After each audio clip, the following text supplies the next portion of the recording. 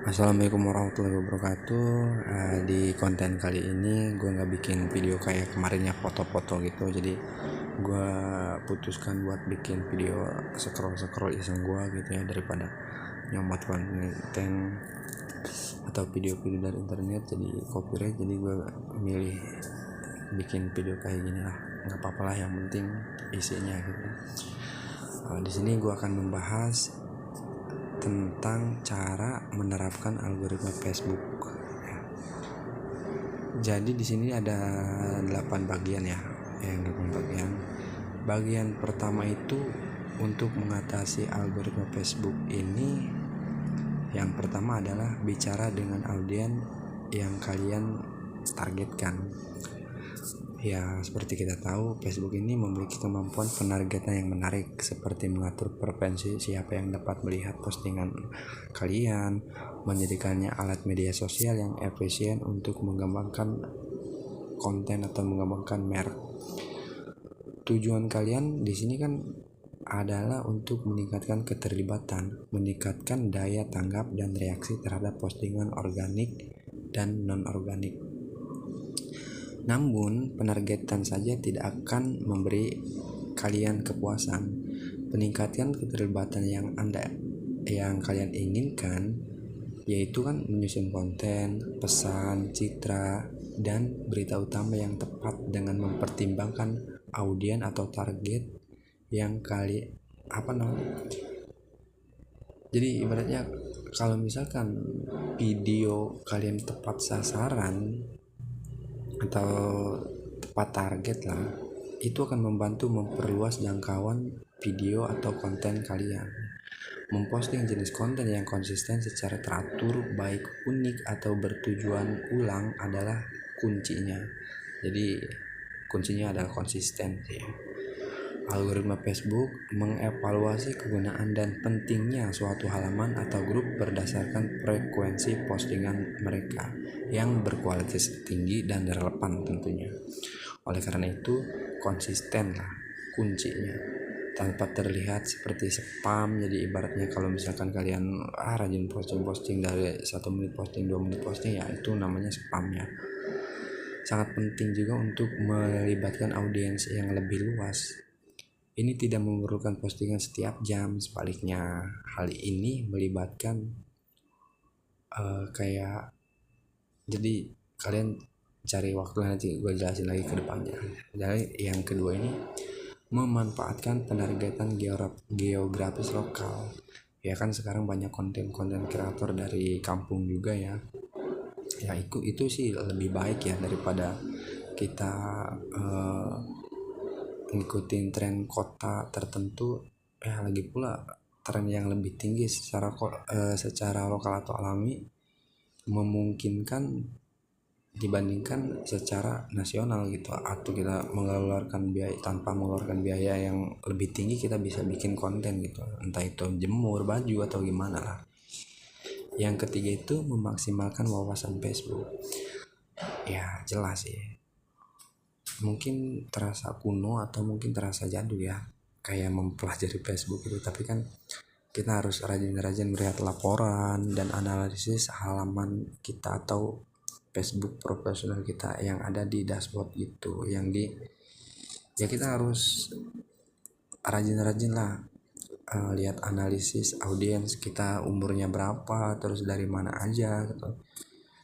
Ya memastikan kalian mendapatkan hasil yang maksimal dari alat Facebook itu yang disebut dengan dashboard itu. Ya mungkin itu penting juga sih untuk mengetahui metrik terperinci tentang kinerja postingan dan halaman kalian. Hal ini dapat membuat kalian tetap mengetahui tren lalu lintas dan keterlibatan yang penting untuk inisiatif pemasaran kalian. Yang keempat yaitu temukan waktu yang tepat untuk posting.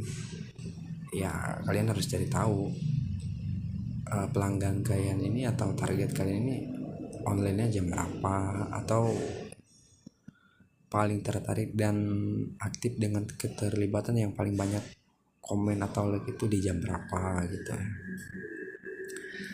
Untuk memposting pada jam-jam tersebut sih ya menurut gue sih mending dijadwalin ya.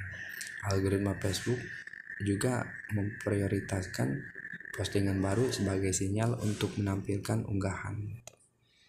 Ya Anda harus memposting selama waktu puncak keterlibatan, yang penting misal jam 12 nih rame nih status lu, banyak yang like, banyak yang ya udah berarti lu bikin atau uploadnya itu jam 12 ya. Tetapi kalau misalkan kalian nggak tahu jam berapa audiens kalian atau target kalian ramai itu nggak tahu, ya kalian nyari-nyari lah peluang jadi jam 3 jam 2 sore gitu ya, nyari-nyari waktu pas gitu ya. Yang kelima di sini ya mungkin hindari konten yang berisi spam dan ditandai banyak tuh yang tiba-tiba nandai video-video terus kata-kata yang berkeliaran lah seperti rendah sih. Ya contohnya postingan sensitif, konten yang menyinggung misalnya kontroversi, misinformasi atau berita palsu, foto dan video yang dimanipulasi kayak lapad-lapad gitulah. Fokus pada posting video sih, seperti disebutkan sebelumnya kan, video sangat menarik bagi pengguna saat ini ya, video reels, video panjang atau gimana lah. Video reels cepat banget, mudah dikonsumsi, kayak ya banyak yang nonton lah reels itu. Jadi reels itu banyak peminat, sedikit usaha gitu ya. Ya tidak perlu mengeluarkan tadi banyak biaya, kalian kayak rekam upload aja udah gitu. Jadi tapi dengan catatan original, berkualitas tinggi, dan ada tujuannya gitu, apa yang ingin disampaikan di atas videonya gitu ya. Terus yang ketujuh mungkin gabung grup ya.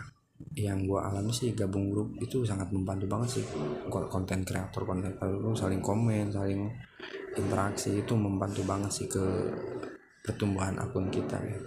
Jadi audiensnya gitu tetap sama gitu, sama-sama dari konten kreator gitu ya. Ya dengan melakukan itu kalian dapat meningkatkan retensi pelanggan dan mendapatkan klien baru. Kuncinya adalah tidak menerapkan pendekatan yang berfokus pada penjualan dalam grup, lebih menarik untuk ya bersikap pribadi dan komunikatif lah, sambil tetap mewakili identitas video-video apa sih yang kalian, konten apa sih yang kalian buat gitu. Jika lu merasa sedikit bertualang atau bahkan dapat memulai grup Anda sendiri gitu ya, mungkin kalau iseng-iseng ya bikin grup sendiri aja ya. Terus yang ke-8 adalah ajukan pertanyaan terbuka. Ya pernah nggak sih lo memperhatikan gambar dan video yang bertuliskan caption "tis" atau caption "inilah aku" atau ini di mana gitu, pertanyaan gitu yang ada di beranda ini ya. Ini sih yang selalu berfungsi untuk membuat orang berkomentar kayak lapad-lapad Allah, terus kayak mengucapkan, menarik orang buat komentar amin ya gitu. Itu sih yang membuka jalan untuk diskusi antar pengguna sih. Tidak perlu secara eksplisit beri teks ya, kayak komentar ya, bikin postingan yang menarik buat orang komentar aja sih gitu. Itu sih bakal menimbulkan reaksi dan pembagian serta ratusan komentar sih, ribuan bahkan ya. Yang harus kalian ingat sih, algoritma Facebook saat ini membuat merek bekerja lebih keras untuk mencapai jangkauan organik dan keterlibatan yang bermakna. Dengan pengikut, Anda harus mempertimbangkan untuk menggunakan strategi dan tips yang berbeda.